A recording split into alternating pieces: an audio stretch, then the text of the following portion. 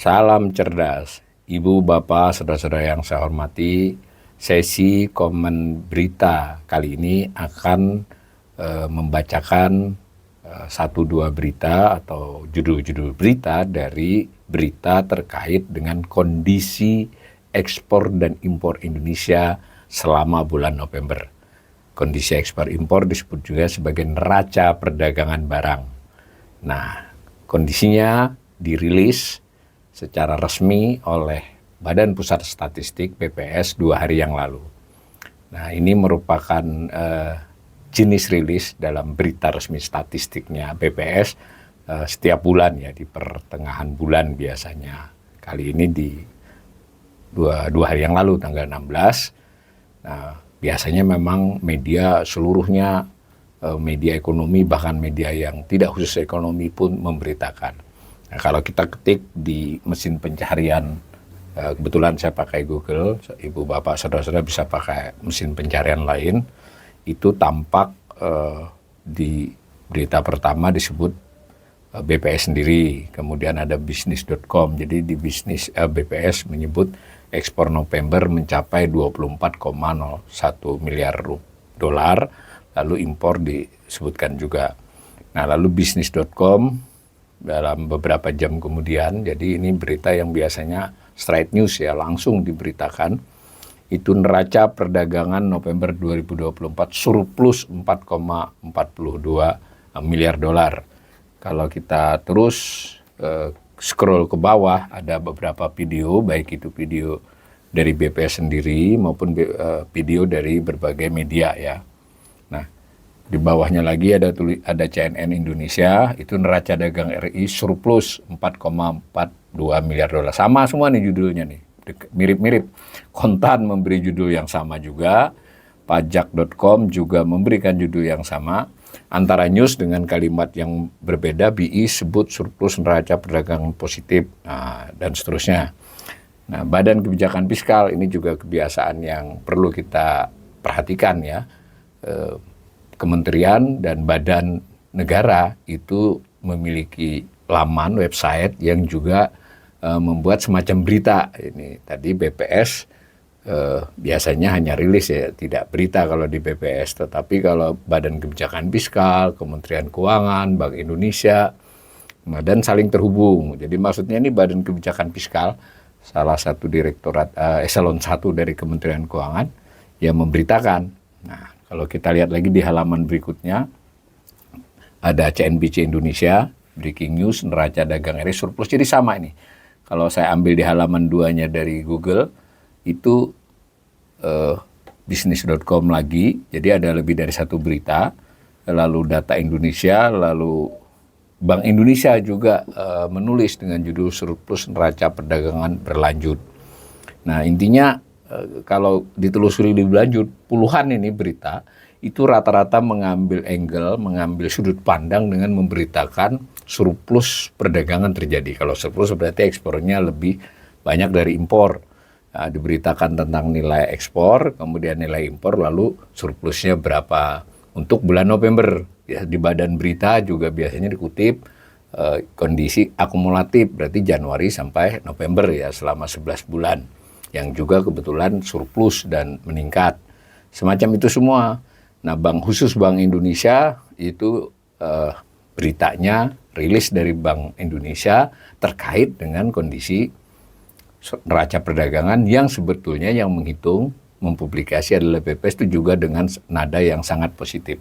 Mari kita lihat di BPS-nya sendiri sumber berita tersebut.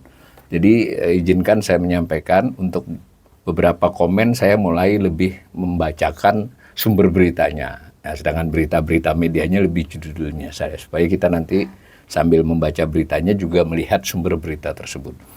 Nah, sumber dari BPS itu ada berita resmi statistik, jadi ada jumpa pers oleh Kepala BPS, sekarang masih PLT, lalu disampaikan bahan paparan. Ini kalau kita masuk laman BPS ada seperti ini, ada ringkasannya, ada infografiknya, ada bahan tayang. Bahan tayang ini berarti pada waktu Kepala BPS rilis ya, menghadapi media. Lalu ada berita resmi Statistik. Nah, ini dokumen lampirannya. Ya, kanal ini berkali-kali mengingatkan agar jurnalis khususnya dan kita semua yang memang tertarik dengan hal ini tidak mencukupkan diri dengan rilis atau bahan paparan. Rilis dan bahan paparan dari sebuah lembaga seperti Badan Pusat Statistik, apalagi dari kementerian lembaga atau juga dari Bank Indonesia, itu tentu adalah sudut pandang dari mereka atas data mereka. Nah, data mereka bisa saja kita baca dengan cara mengambil sudut pandang atau yang kita highlight, kita garis bawahi yang berbeda dengan mereka. Nah, kira-kira untuk BPS itu kalau kita lihat paparannya seperti ini.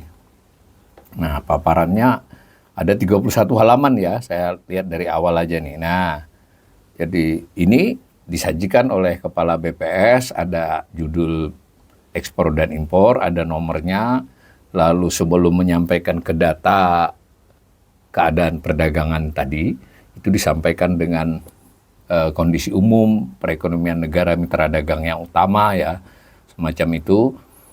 Nah, lalu disampaikan ekspor, ini khusus bulan November, ada angka-angkanya ya, tadi angka ekspor bulan November berapa, kemudian dibandingkan dengan November berapa, berarti setahun, itu tumbuh 9,14%.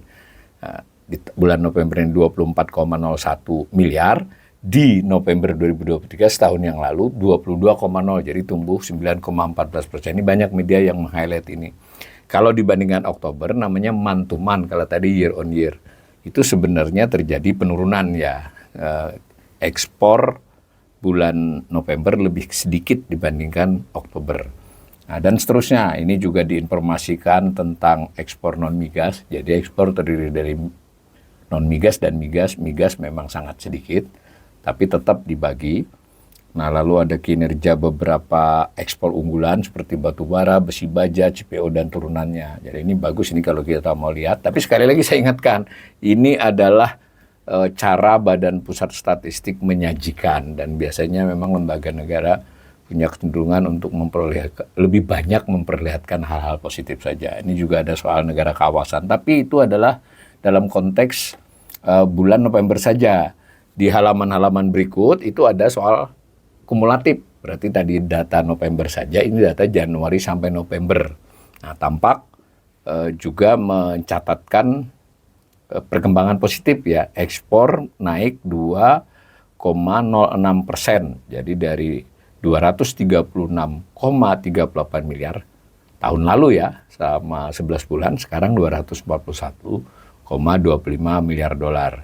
Jadi naik sebanyak 2,05%. Lalu dibagi yang migas berapa, non-migas berapa, mayoritas non-migas ya. Nah, tetapi mungkin sekedar mengingatkan bahwa kalau tahun kemarin itu sekitar 258 miliar dolar ya setahunnya. Berarti ini nanti ada potensi memang sedikit melampaui itu atau setara. Kita tunggu 1 bulan. Nah, ini diceritakan juga soal negara tujuan. Jadi ekspor non-migas itu paling banyak adalah ke Tiongkok.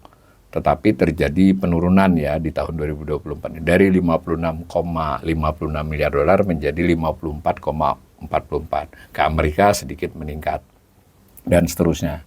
Lalu juga diperlihatkan beberapa komoditas ya dengan HS 2 digit. Jadi HS itu harmonized system, itu adalah semacam pengelompokan barang. Makin HS 2 digit itu berarti ya kira-kira 100 kelompok barang. Kalau dia HS 8 digit, nah itu makin detail ya. Semacam itu. Nah, lalu dijelaskan juga impor. Saya lewati aja nih karena kita hanya komen, ini ada impor. Nah, kemudian setelah ekspor dan impor jadi neraca perdagangan. Nah, ini digambarkan neraca perdagangannya, berarti ekspor dikurangi impor, itu memang kita mengalami surplus ya. Kalau tidak salah dinyatakan sudah 55 bulan kita selalu ekspornya lebih tinggi dari impornya. Panjang itu, lalu setahunnya dihitung, dan seterusnya. Lalu diperlihatkan juga kita dengan siapa yang surplus, dengan siapa yang kita defisit. Ini paparan ya ini belum berita resmi, ini paparan. Ya, Amerika Serikat kita surplus, India surplus, dengan Filipina surplus. Lalu yang defisit dengan Brasil kita defisit, dengan Australia defisit. kemudian dengan Tiongkok defisit. Ini tapi baru bulan November. Nanti kalau kita scroll ke bawah adalah kumulatifnya. Nah, saya lompat aja, itu adalah paparan. Saya sangat menganjurkan kita mengunduh dan membaca yang sifatnya adalah berita resmi. Jadi memang lebih membutuhkan kecermatan ya, karena dia tadi kalau paparan kan berbentuk PPT itu. Jadi kita bisa melihat lebih cepat ya menangkapnya. Tetapi saya ulangi, itu adalah sudut pandangnya BPS. Nah, kalau kita mau yang dokumen resminya ini lebih dingin, istilah saya lebih cool, dia lebih menyampaikan data-data saja sehingga kita bisa mengeksplor, terutama jurnalis. Nah, apa saja? Nah, ini ada ekspor, jadi ada rincinya nih dan segala macamnya. Nah, kira-kira dari itu semua saya masih melakukan masukan ya, kalau kritik berlebihan mungkin. Jurnalis mungkin ketika mendengarkan rilis bolehlah mengutip paparannya BPS ya, bahan paparannya BPS, lalu meng-highlight dia sebut naik-naik, kemudian memberikan tekanan-tekanan, istilah saya highlight ya, kepada data-data tertentu. Tetapi sejauh yang saya lihat, jurnalis kurang membaca ya, setahu saya terhadap dokumen yang panjang lebar ini. Bukan panjang lebar juga, cuma 16 halaman kok. Nah, mungkin di hari kedua atau beberapa jam kemudian bisa diturunkan lagi berita yang terkait ini. Kenapa? Banyak hal yang menarik di sini. Misalnya kita lompat ke bawah saja. Itu di sini ada informasi yang tentang keseluruhannya, misalnya neraca perdagangan ya. Nah, ini kan ada data nih.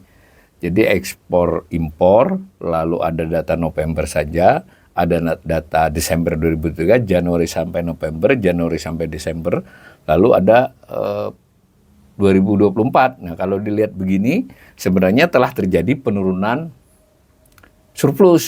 Jadi bisa juga kan surplus menurun. Tahun lalu selama 11 bulan surplusnya 33,60 miliar dolar. Nah, ini kan. Nah, sekarang surplusnya hanya 28,85 miliar dolar. Jadi surplusnya menurun. Tentu dicari lagi yang penyebab surplusnya menurun apa? Karena kalau kita lihat ekspor yang lalu 236 miliar, sementara sekarang 241. Ini 11 bulan ya, kalau untuk 12 bulannya 258. Berarti ekspornya tetap meningkat, namun impornya yang turun. Impornya juga meningkat dengan laju kecepatan yang lebih tinggi. Jadi ekspor sedikit meningkat, impornya naik lebih banyak sehingga defisit surplusnya berkurang. Nah, kita belum tahu sampai akhir tahun nanti. Nah, itu bisa digali dari dokumen ini ke atasnya apa saja yang menyebabkan itu. Dengan demikian, saya tutup dengan penilaian bahwa sejauh ini neraca perdagangan barang kita masih tampak baik-baik saja ya, tetapi juga tidak mengalami perbaikan. Jadi dia pelan-pelan sedikit berkurang surplusnya, namun belum sampai pada titik berbahaya. Nah, ini mestinya kita kaitkan lagi dengan jasa. Ini hanya barang loh ya. Kalau barang kita surplus, kalau ditambahi jasa, kita defisit. Nah, mudah-mudahan ke depannya kita masih bisa mencermati proses ini, data-data ini, dan bisa melakukan penilaian yang lebih baik. Dan kita berharap jurnalis makin banyak informasi kepada publik yang berdasar pada data-data resmi ini dengan sudut-sudut pandang yang tidak selalu sama dengan BPS atau Bank Indonesia atau tadi Badan Kebijakan Fiskal.